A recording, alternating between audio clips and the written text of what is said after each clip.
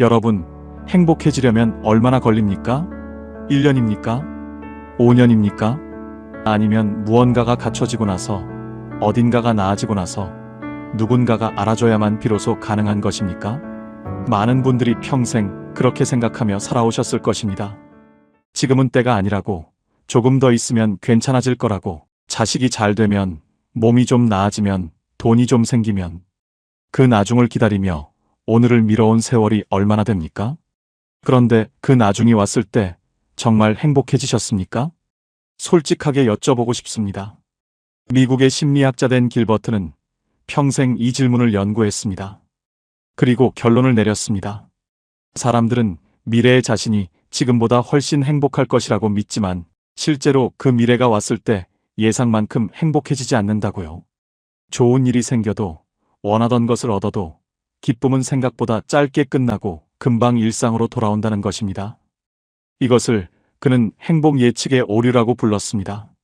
나중에 행복해질 거라는 믿음, 그 믿음이 오히려 지금 이 순간의 행복을 빼앗고 있다는 것입니다. 그렇다면 언제 행복해야 합니까? 지금입니다. 오늘입니다. 이 순간입니다. 행복은 준비하는 것이 아닙니다. 시작하는 것입니다.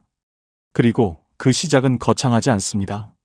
오늘 이 영상을 보고 나서 바로 할 수 있는 것들입니다. 오늘 저는 남은 노후를 가장 빠르게 행복하게 바꾸는 7가지 방법을 여러분께 들려드리겠습니다. 끝까지 함께 해주세요. 경기도 수원에 사는 78배 강인순 어르신은 작년 이맘때까지 아침마다 똑같은 말을 했다고 합니다. 나는 이제 다 틀렸어. 몸도 예전 같지 않고 돈도 넉넉하지 않고 자식들은 바쁘다는 소리만 합니다. 그 말이 입에 붙어버린 것처럼 아침마다 나왔습니다. 눈을 뜨는 순간부터 한숨이 먼저 나왔고 밥을 먹으면서도 내가 뭘 위해 먹나 싶은 생각이 들었다고 합니다. 그 무기력함이 하루를 덮었고 하루가 쌓여 한 달이 됐고 한 달이 쌓여 1년이 됐습니다. 그런데 지금 이분은 그 말을 하지 않습니다. 아침에 눈을 뜨면 제일 먼저 창문을 엽니다. 딱 30초. 바람이 들어오면 그 바람을 잠깐 맞습니다. 그게 전부입니다. 그런데 그 30초가 이분의 하루를 바꿨다고 합니다. 처음에는 별것 아니었습니다. 창문을 여는 것이 뭘 바꾸겠나 싶었습니다. 그런데 한 달이 지나자 그 30초가 없으면 하루가 시작이 안 되는 것 같았다고 합니다. 어떻게 그렇게 됐냐고 물었더니 이렇게 말씀하셨습니다. 내가 바뀐 게 아니에요. 시작하는 방법이 바뀐 거예요. 그 한마디가 오늘 이 영상의 출발점입니다. 시작하는 방법이 바뀌면 하루가 바뀌고 하루가 바뀌면 삶이 바뀝니다. 첫 번째, 아침에 첫 10분을 바꾸십시오. 이것이 가장 빠르고 가장 강력한 방법입니다. 왜냐고요? 아침에 첫 10분이 그날 하루 전체의 방향을 결정하기 때문입니다. 심리학에서는 이것을 프라이밍 효과라고 부릅니다. 처음에 어떤 것을 경험하느냐가 그 이후의 모든 경험을 물들인다는 것입니다. 쉽게 이해하려면 이렇게 생각해 보세요. 흰 천에 물을 들인다고 상상해 보십시오. 처음에 파란 물이 들면 그 다음에 어떤 물을 부어도 파란 기운이 남습니다. 빨간 물을 부어도 노란 물을 부어도 처음 파란 물의 흔적은 지워지지 않습니다. 아침이 꼭 이렇습니다. 아침에 일어나자마자 걱정을 시작하면 그날 하루 내내 걱정의 눈으로 세상을 보게 됩니다. 아픈 몸을 살피고 통장 잔액을 떠올리고 자식 걱정을 꺼내면 하루 전체가 그 색으로 물듭니다. 반면 아침에 일어나자마자 작은 기쁨 하나를 경험하면 그날 하루 내내 그 기쁨의 기운이 흐릅니다. 로마의 철학자 세네카는 말했습니다. 하루를 어떻게 시작하느냐가 그 사람의 삶을 보여준다. 2000년 전의 말이지만 지금의 심리학이 그것을 증명하고 있습니다. 그렇다면 아침에 첫 10분을 어떻게 바꿔야 합니까? 거창할 필요 없습니다. 눈을 뜨자마자 스마트폰을 보는 것을 잠깐 미루는 것입니다. 많은 분들이 아침에 눈을 뜨자마자 스마트폰을 보십니다. 뉴스를 보고 카카오톡을 확인하고 누군가의 소식을 찾아봅니다. 그런데 그 스마트폰 속에는 대부분 좋은 소식이 없습니다. 사건, 사고, 경제 불안, 정치 갈등, 그것들이 아침 첫 번째로 뇌에 들어오면 하루가 무겁게 시작됩니다. 스마트폰 대신 창문을 열고 바람을 맞거나 따뜻한 물 한 잔을 천천히 마시거나 오늘 하루 감사한 것 한 가지를 조용히 떠올리는 것.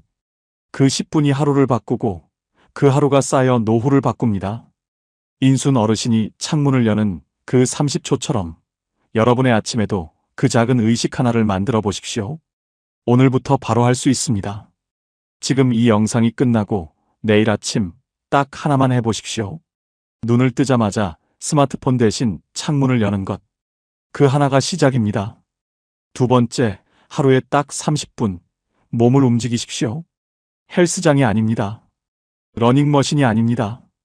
그냥 동네 한 바퀴입니다. 천천히 멈추고 싶으면 멈추고 쉬고 싶으면 쉬면서 그냥 걷는 것입니다.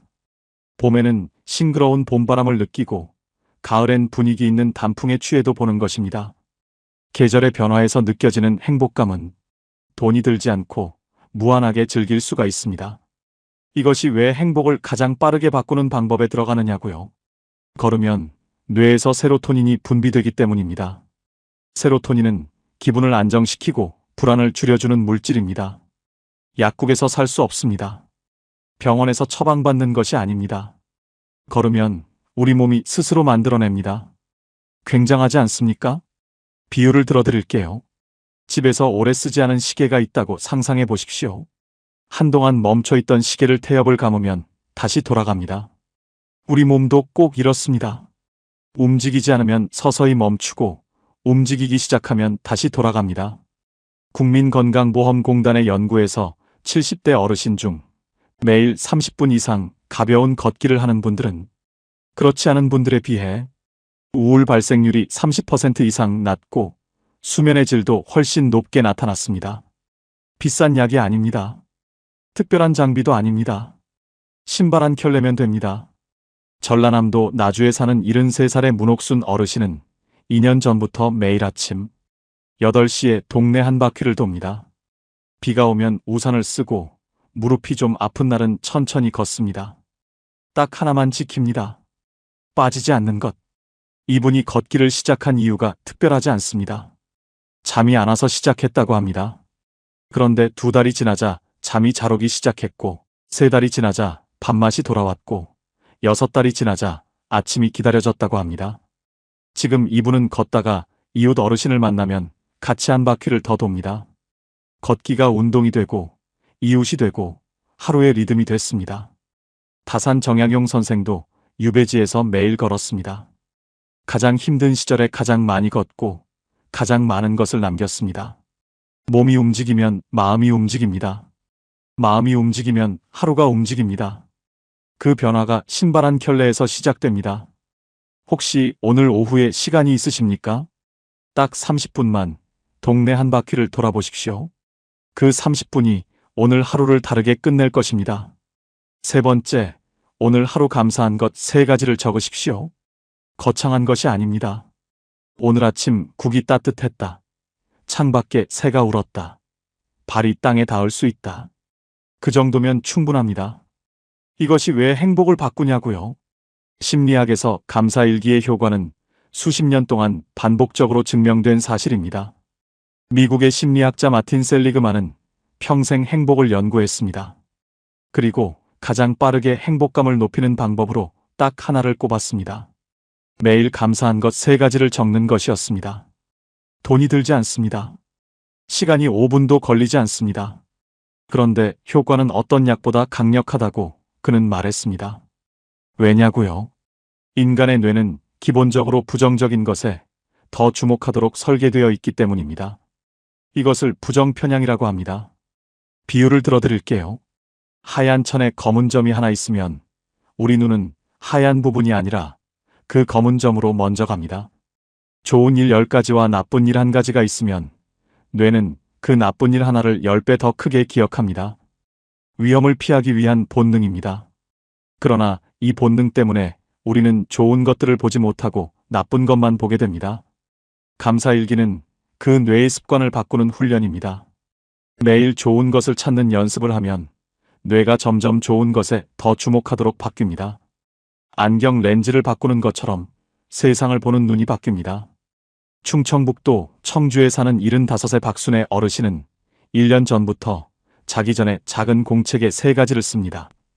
처음에는 쓸 것이 없다고 했습니다. 내 인생에 감사한 게 뭐가 있어 하면서 펜을 놓을 뻔했다고 합니다. 그런데 억지로 찾다 보니까 찾아졌다고 합니다. 오늘 밥이 맛있었다. 오늘 바람이 시원했다. 오늘 다리가 멀쩡했다. 석 달이 지나자 이분은 하루 종일 감사할 것을 찾아다니게 됐다고 합니다. 시장에 가다가 꽃집 앞에서 발이 멈췄다고 합니다. 그 꽃이 예쁘다는 것을 전에는 몰랐다고요. 오늘 저녁 감사거리를 찾아야 하니까 눈이 달라진 것입니다. 예전에는 하루가 그냥 지나갔는데 이제는 하루가 아까워요.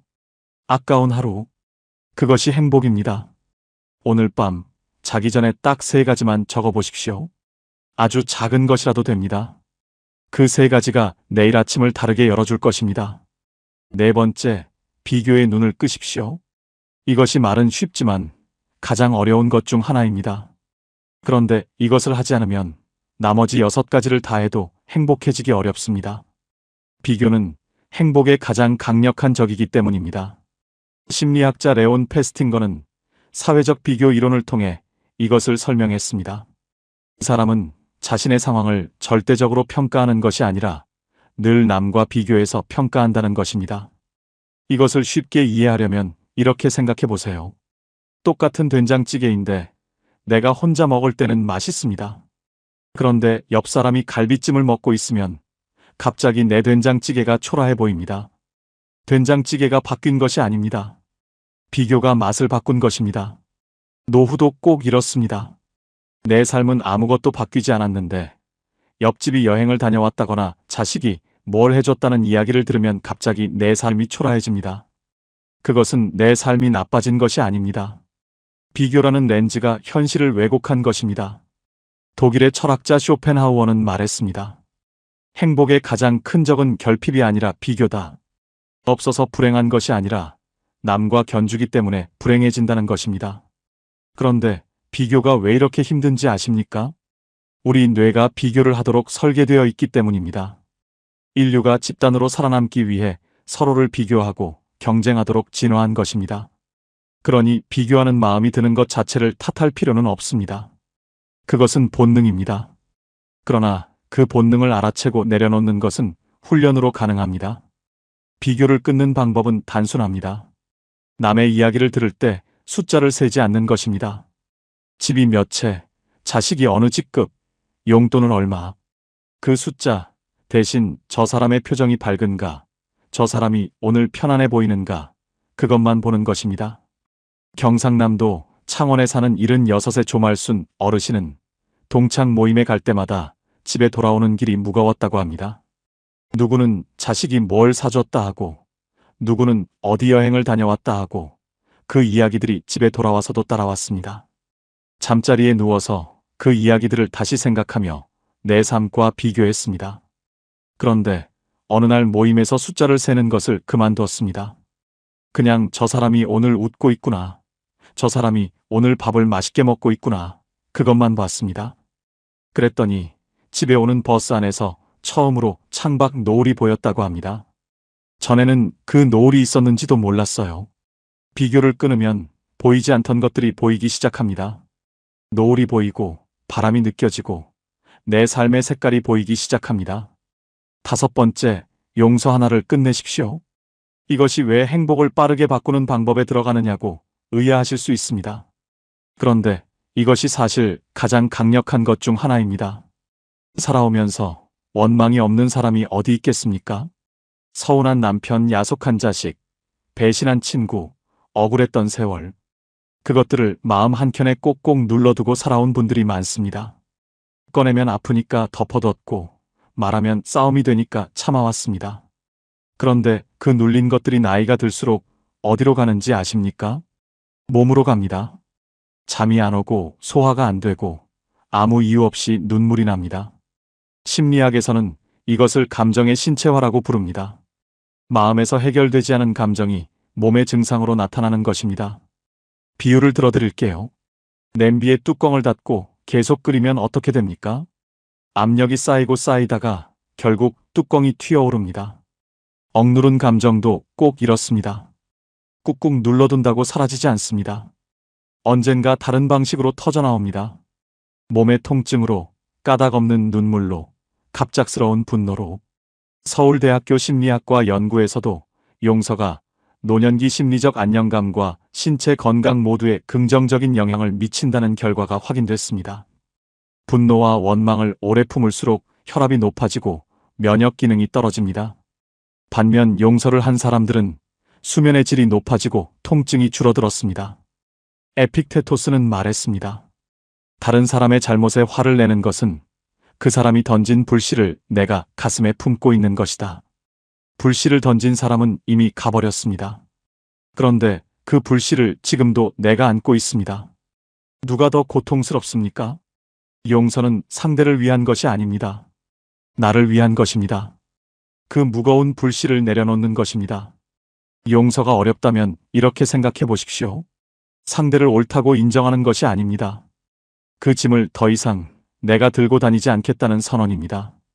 전라북도 군산에 사는 79의 이점내 어르신은 30년 넘게 품어온 원망을 어느 겨울 새벽에 내려놨다고 합니다.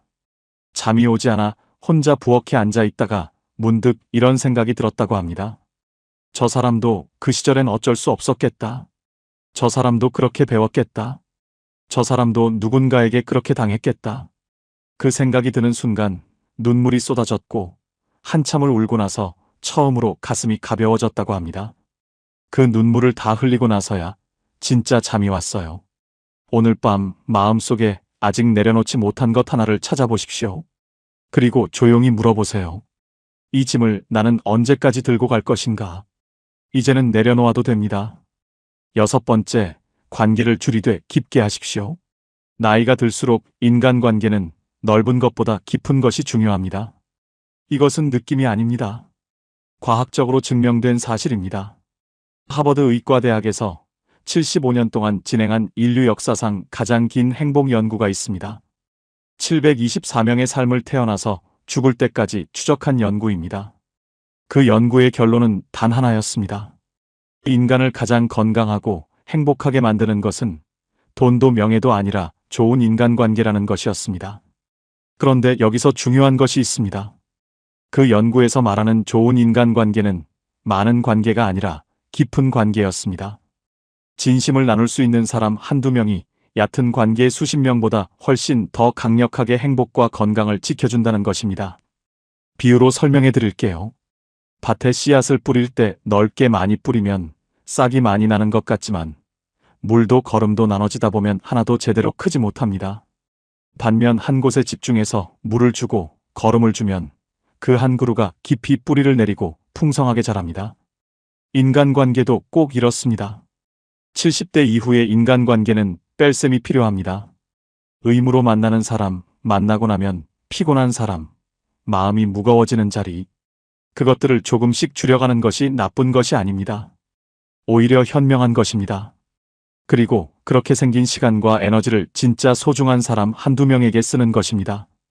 경기도 고양에 사는 72살의 신명희 어르신은 예전에 모임이 10개가 넘었다고 합니다.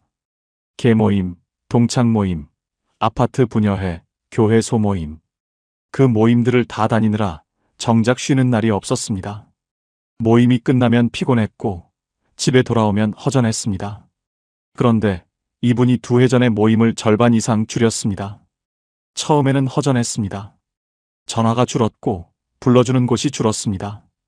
그런데 한 달이 지나자 50년 지기 친구 한 명과 매주 화요일에 점심을 먹게 됐습니다. 그 화요일이 이분에게 일주일 중 가장 기다려지는 날이 됐습니다. 그 친구와는 하고 싶은 말을 다 할 수 있다고 합니다. 속에 있는 것을 꺼내도 눈치 볼 필요가 없고 울어도 괜찮고 웃어도 괜찮습니다. 많이 만나는 것보다 제대로 만나는 게 이렇게 좋은지 몰랐어요. 관계의 숫자를 줄이면 관계의 깊이가 늘어납니다. 그 깊이가 노후를 지켜줍니다. 7번째, 그리고 가장 중요한 마지막은 나를 위한 의식 하나를 만드십시오. 의식이라는 말이 거창하게 들리십니까? 그렇지 않습니다. 매주 목요일 오후에 좋아하는 카페에 가는 것, 매일 저녁 라디오를 듣는 것, 매달 첫 번째 주에 혼자 영화를 보는 것, 베란다 화분에 물을 주면서 혼자 이야기를 꺼는 것. 그것이 의식입니다. 오로지 나를 위한 나만의 시간.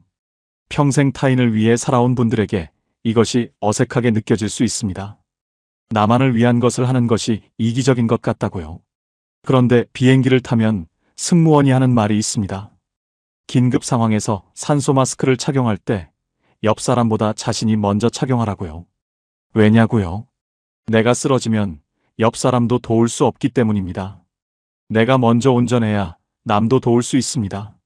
나를 위한 의식을 만드는 것은 이기적인 것이 아닙니다. 가장 현명한 돌봄의 방식입니다. 이화여자대학교 이화사회과학원 연구에서 자기 존중감이 높은 어르신들은 가족관계, 사회적 관계, 신체 건강 모두에서 더 나은 결과를 보였습니다. 나를 아끼는 사람이 남도 아낄 수 있고, 나를 사랑하는 사람이 남도 사랑할 수 있습니다. 그리고 나를 위한 의식이 있는 사람은 내일이 기다려집니다. 내일을 기다리는 사람은 오늘을 잘 삽니다. 강원도 원주에 사는 74살의 박영숙 어르신은 매주 목요일 오후에 미용실에 갑니다. 아주 화려하게 하는 것이 아닙니다. 그냥 머리를 단정하게 손질하는 것입니다. 그런데 이 목요일 미용실이 이분에게는 일주일 중 가장 기다려지는 시간이라고 합니다. 미용사 언니와 이야기도 나누고 모처럼 거울 앞에 앉아 자신을 오래 바라보는 시간이라고요. 평소에는 거울을 잘 안 본다고 합니다. 그런데 미용실에서는 자연스럽게 오래 보게 됩니다. 거울 속에서 내 눈을 보면 나한테 미안할 때가 있어요. 이렇게 살아줘서 고마워 하는 마음이 들기도 하고요. 그 말을 듣고 저는 한참 동안 아무 말도 할 수 없었습니다. 나를 위한 의식. 그것이 자신에게 건네는 가장 따뜻한 인사입니다. 오늘 그 의식 하나를 만들어 보십시오. 작아도 됩니다. 매일이 아니어도 됩니다. 그 의식이 있다는 것만으로도 내일이 기다려집니다. 그리고 내일이 기다려지는 사람이 가장 행복한 사람입니다. 자, 지금까지 7가지를 함께 살펴봤습니다. 잠깐 정리해 드릴게요. 첫째, 아침에 첫 10분을 바꾸십시오. 스마트폰 대신 창문을 열거나 따뜻한 물 한 잔으로 시작하십시오. 둘째, 하루에 30분 걷으십시오. 신발 한 켤 내면 됩니다. 걸으면 몸이 행복 물질을 만들어냅니다. 셋째, 매일 감사한 것 3가지를 적으십시오. 작은 공책 하나면 됩니다. 뇌의 습관을 바꾸는 가장 빠른 방법입니다. 넷째, 비교의 눈을 끄십시오. 숫자 대신 표정을 보십시오. 비교를 끊으면 보이지 않던 것들이 보입니다. 다섯째, 용서 하나를 끝내십시오. 그 불씨를 내려놓는 순간 몸이 가벼워집니다. 여섯째, 관계를 줄이되 깊게 하십시오. 진심을 나눌 수 있는 사람 한두 명이 전부입니다. 일곱째, 나를 위한 의식 하나를 만드십시오. 그 의식이 내일을 기다리게 만듭니다. 이 7가지 중에서 오늘 당장 시작할 수 있는 것이 보이십니까? 전부 다 할 필요 없습니다. 딱 하나만 고르십시오. 그 하나가 내일의 하나와 합쳐지고 일주일이 지나면 습관이 됩니다. 그 습관이 노후를 바꿉니다.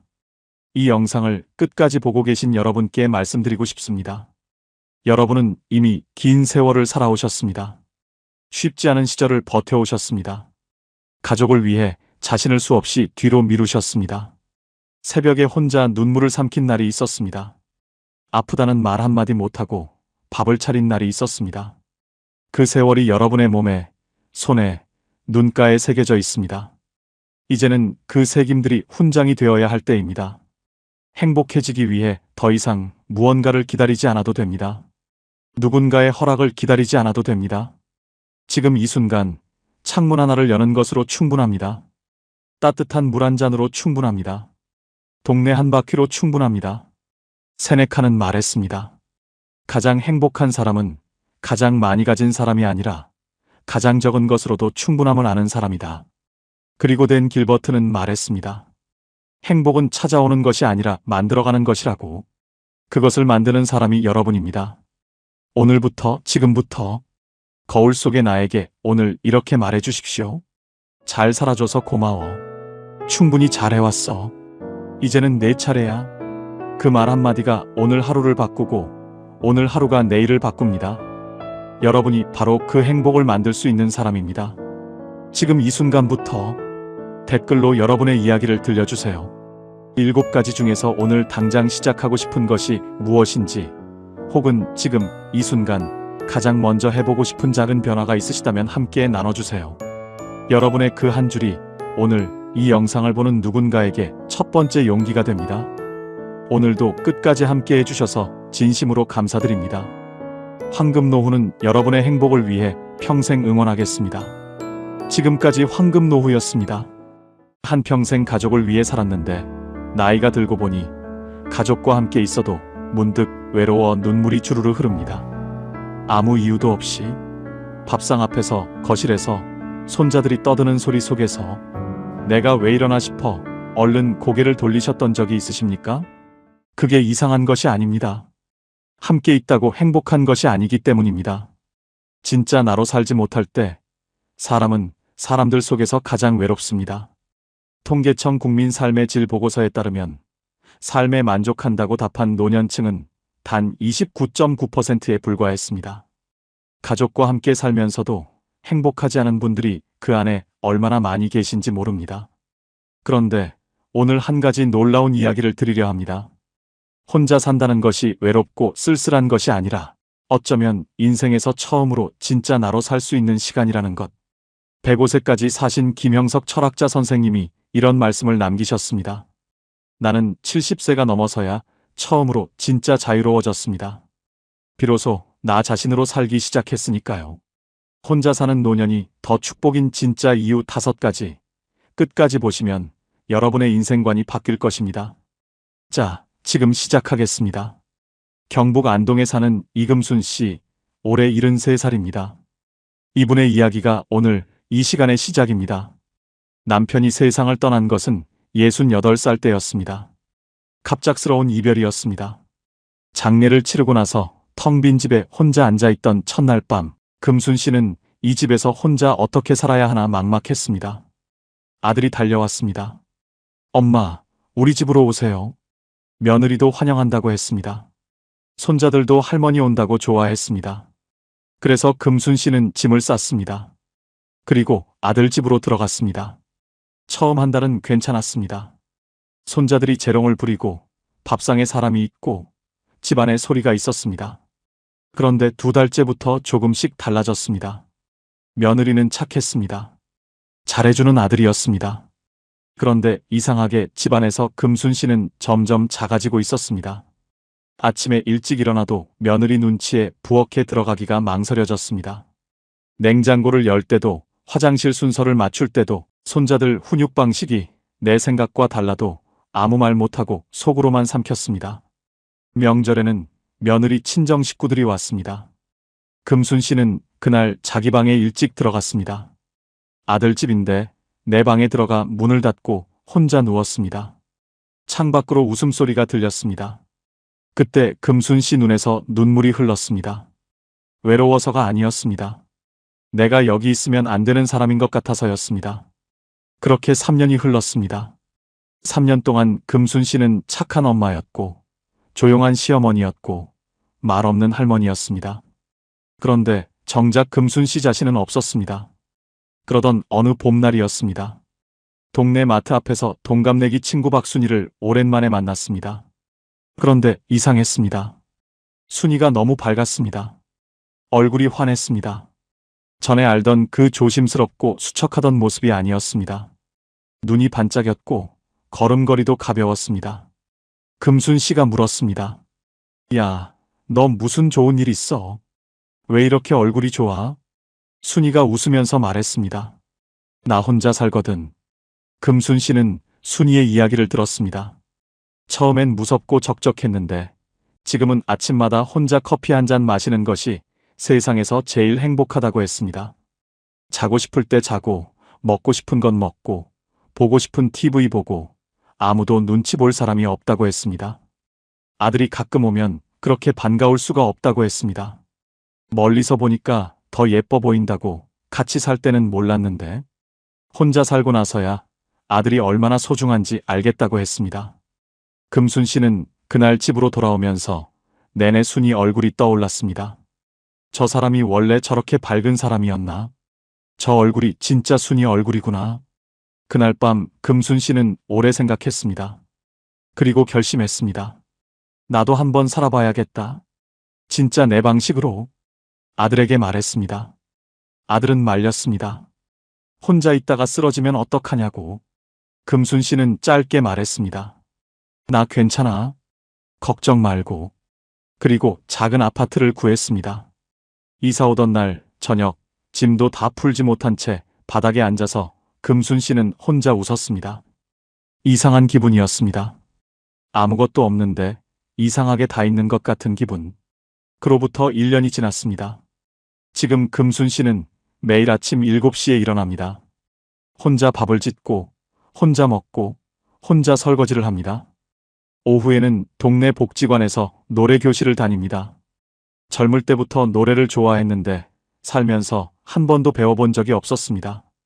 지금은 반에서 목소리가 제일 크다고 합니다. 아들이 일주일에 한 번 옵니다. 오는 날이면 금순 씨는 아들이 좋아하는 된장찌개를 끓입니다. 아들이 문을 열고 들어오면서 말합니다. 엄마, 얼굴이 왜 이렇게 좋아? 금순 씨는 웃으면서 말합니다. 나 요즘 잘 살거든. 그 말이 거짓말이 아닙니다. 진심입니다. 박순이를 마트 앞에서 만났던 그날, 금순 씨가 본 것은 친구의 얼굴이 아니었습니다. 자기가 앞으로 살 수 있는 삶이었습니다. 그리고 지금 금순 씨는 그 삶을 살고 있습니다. 자, 그렇다면 혼자 사는 노년이 왜 더 축복인지 이제 5가지 이유를 하나씩 말씀드리겠습니다. 첫 번째 이유입니다. 내 리듬으로 산다는 것. 그것이 얼마나 큰 자유인지 해보지 않은 사람은 모릅니다. 경남 통영에 사는 최봉남 씨, 올해 72살입니다. 이분은 45년을 남편의 리듬에 맞춰 살았습니다. 남편이 일찍 일어나는 사람이어서 새벽 5시에 일어나 밥을 지었습니다. 봉남 씨는 아침형 인간이 아니었습니다. 그냥 그렇게 살았습니다. 남편이 술만 마시고 들어오면 화를 내고 고집을 부렸습니다. 힘들었지만 그냥 참고 살았습니다. 자상한 말 한마디 안 해주는 사람이어서 늘 외로웠지만 그냥 그렇게 살았습니다. 45년을. 남편이 세상을 떠난 뒤 처음 혼자 맞이한 아침, 봉남 씨는 7시에 일어났습니다. 새벽 5시가 아니라 7시에 냉장고를 열어 좋아하는 나물을 꺼냈습니다. 국을 끓이지 않았습니다. 그냥 나물 몇 가지에 밥 한 공기.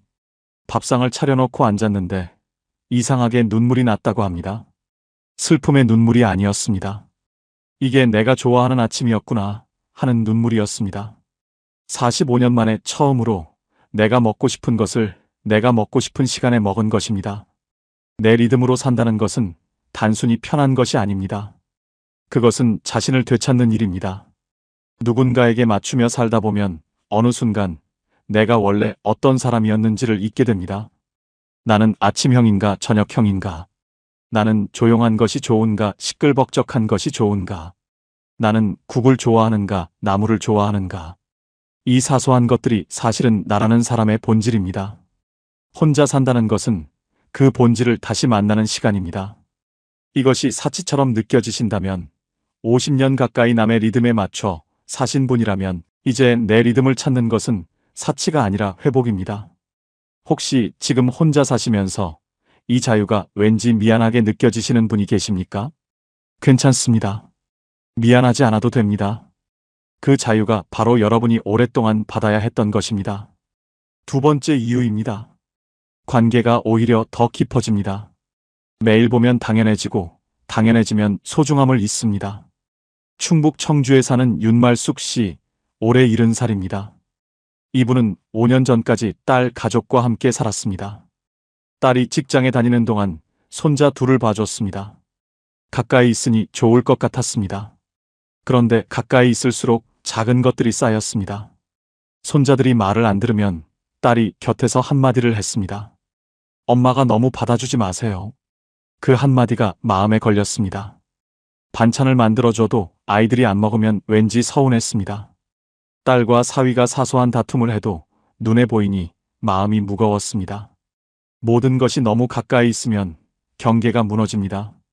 그리고 경계가 무너지면 관계도 서서히 닳습니다. 윤말숙 씨는 결국 분가를 결심했고 지금은 버스로 30분 거리의 작은 아파트에 혼자 삽니다. 놀라운 일이 생겼습니다. 딸이 더 자주 연락을 합니다. 손자들이 할머니 집에 오고 싶다고 조릅니다. 함께 밥을 먹을 때가 전보다 훨씬 더 따뜻합니다. 윤말숙 씨는 이렇게 말합니다. 같이 살 때는 딸이랑 매일 봤는데 왜 그렇게 서먹했는지 몰라요. 지금은 일주일에 한 번 보는데 볼 때마다 반가워요. 같이 사는 것이 사이를 가깝게 하지 않습니다. 보고 싶을 때 보는 것이 사이를 가깝게 합니다. 매일 보면 당연해집니다. 당연해지면 감사함이 사라집니다. 감사함이 사라지면 관계는 서서히 식습니다. 반면 거리가 생기면 만남이 소중해집니다. 전화 한 통이 반가워집니다. 같이 먹는 밥 한 끼가 특별해집니다. 일본의 저명한 노년학자 히노하라 시게아키 박사는 말했습니다. 가장 건강한 노년의 관계는 적당한 거리에서 깊은 온기를 주고받는 것이다. 가까이 있되 붙어 있지 않는 것. 그것이 오히려 더 오래, 더 깊게 사랑할 수 있는 방법입니다. 지금 혼자 사시면서 자식과 멀어지는 것 같아 불안하신 분이 계십니까? 멀어지는 것이 아닙니다. 더 오래 사랑할 수 있는 거리를 만드는 것입니다.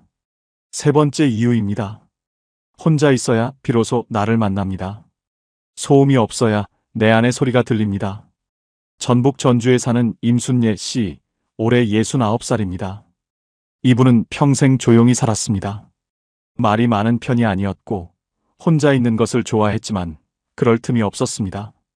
아이들이 있었고 남편이 있었고 시댁 식구들이 있었고 이웃들이 있었습니다. 집안에 늘 누군가가 있었고 늘 무언가를 해야 했습니다. 혼자가 된 첫 해는 솔직히 힘들었습니다. 집이 너무 조용했습니다. 밥을 혼자 먹는 것이 적적했습니다. TV를 켜놓고 소리라도 들어야 덜 외로웠습니다. 그런데 1년이 지나면서 달라지기 시작했습니다.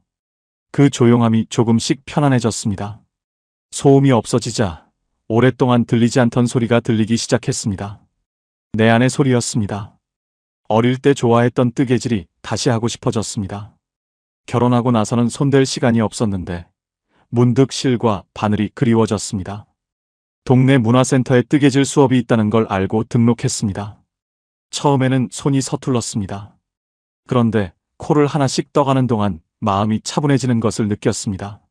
3달 뒤에는 손자에게 줄 목도리를 완성했습니다.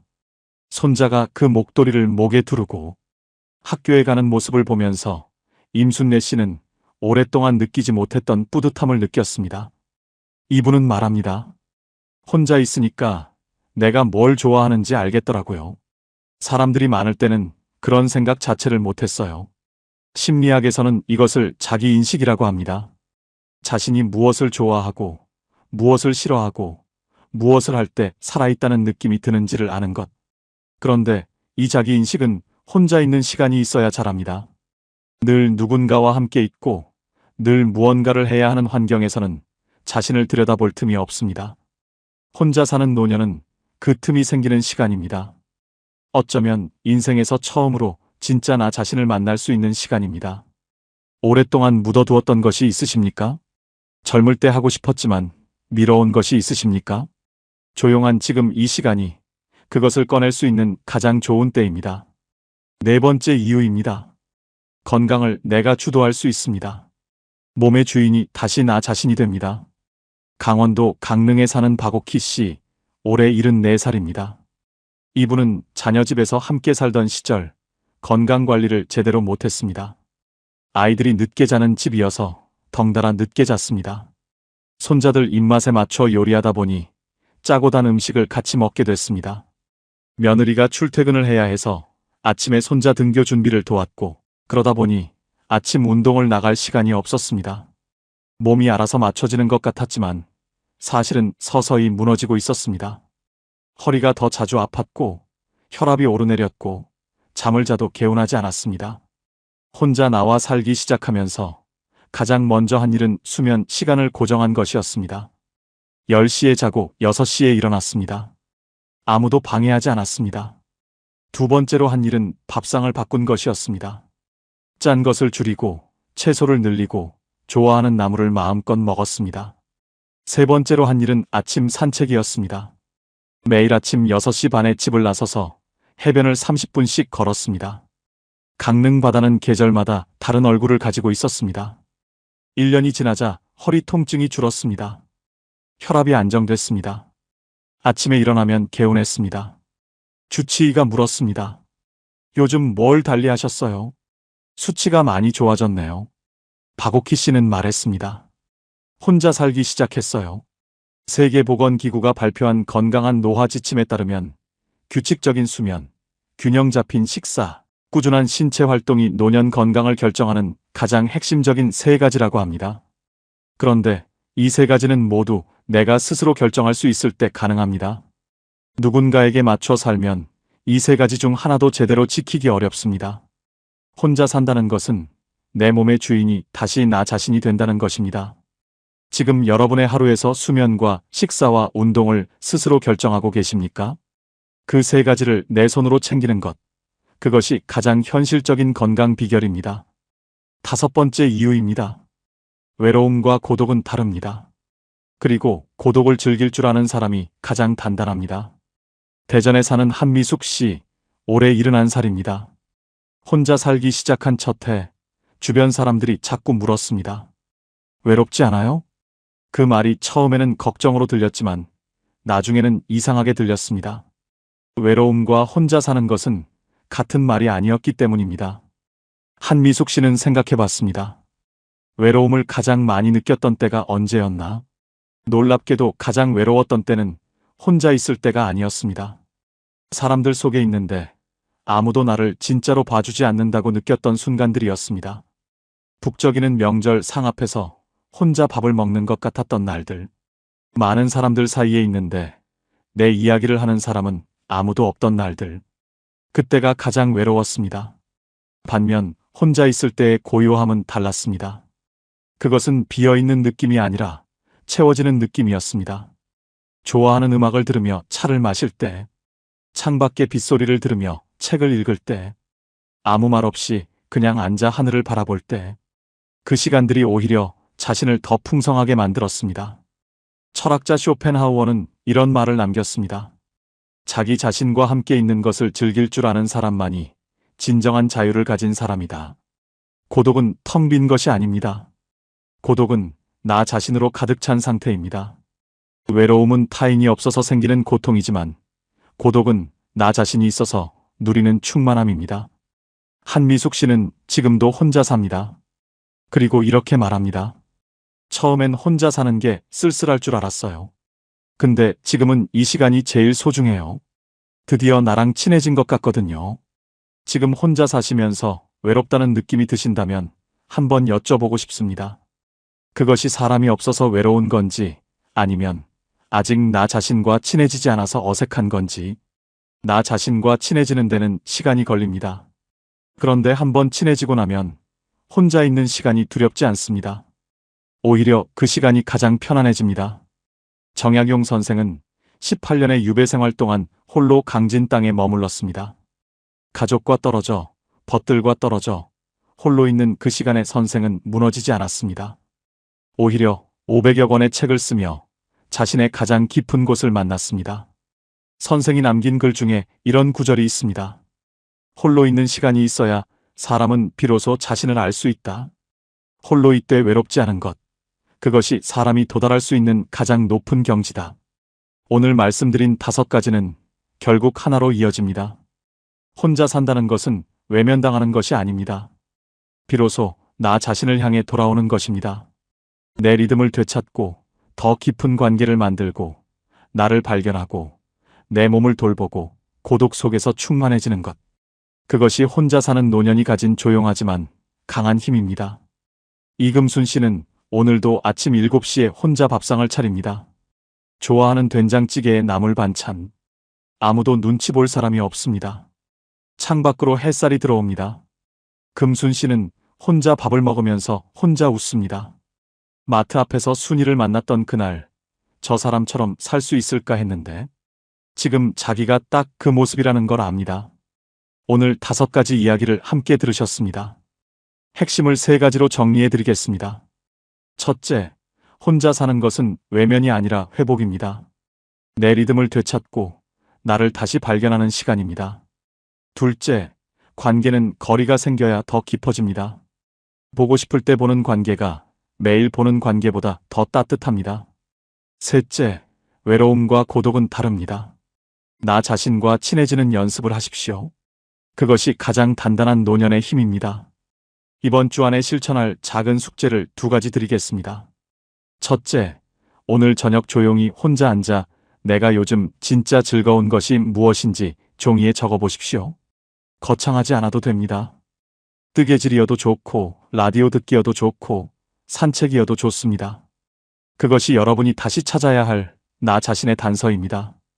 둘째, 자녀에게 전화할 때 먼저 이렇게 말해 보십시오.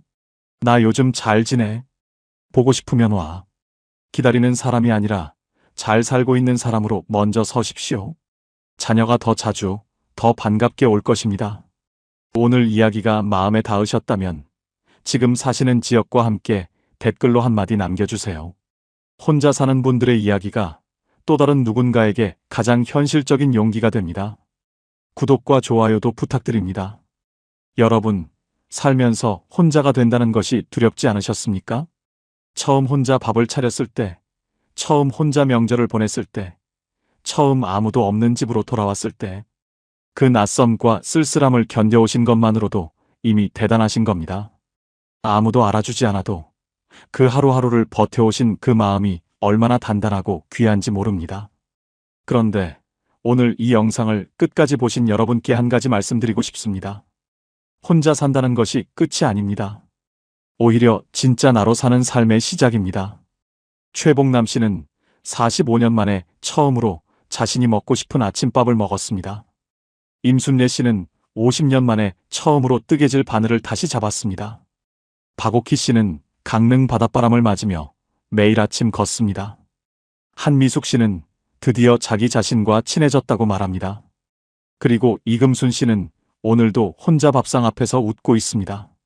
그분들이 찾아낸 행복은 누가 가져다 준 것이 아니었습니다.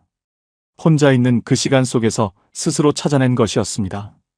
오늘만큼은 조용히 스스로에게 말해보세요. 나는 혼자이지만 외롭지 않다. 나는 지금 나를 위해 살고 있다. 그 말이 아직 어색하게 느껴지신다면 괜찮습니다. 매일 조금씩 친해지면 됩니다. 자기 자신과 친해지는데 늦은 나이는 없습니다. 오늘 저녁 창밖의 노을을 혼자 바라보는 것, 좋아하는 음악을 틀어놓고 차 한 잔을 천천히 마시는 것, 아무것도 하지 않고 그냥 조용히 앉아 있는 것. 그 작은 순간들이 쌓여 여러분만의 단단하고 따뜻한 삶이 됩니다. 여러분, 살면서 이렇게 많이 참고 이렇게 많이 맞춰주고 이렇게 오래 뒤로 물러서며 사셨습니다. 그 세월이 얼마나 깊고 무거운 사랑이었는지 모릅니다. 이제는 그 사랑을 자기 자신에게도 주셔도 됩니다. 혼자이기에 가능한 삶이 있습니다. 혼자이기에 더 깊어지는 하루가 있습니다. 여러분은 지금 그 삶을 살고 계십니다. 부끄러워하지 마세요.